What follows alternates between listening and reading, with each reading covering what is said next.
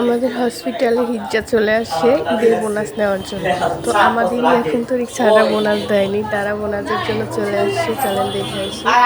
ওখানে 3 জন বসে আছে, এই যে 2 জন দাঁড়িয়েছিল। তো ওরা একটু অনেক কাণ্ড করে ফেলে। যে আমাদের বিদ্যাবান বলে ফেলেছিল যে সবার ফোন সাবধান। তো ওরা এটা শোনার পরে একদম পুরো খেপে গেছিল, তার সাথে অনেক খারাপ আচরণ করে ফেলেছিল।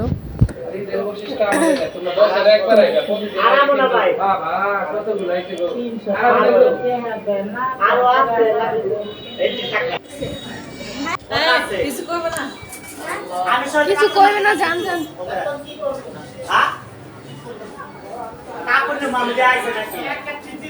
এই 2 জন এখন চলে যাবে। এরপরই হচ্ছে আমাদের দাদার সাথে গ্যাঞ্জাম বেজে গেছে।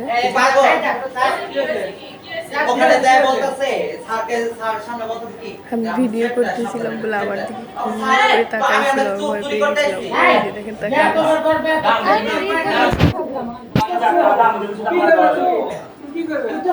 ওরা আসলে অনেক ভালো, মানে সবাই তো খারাপ।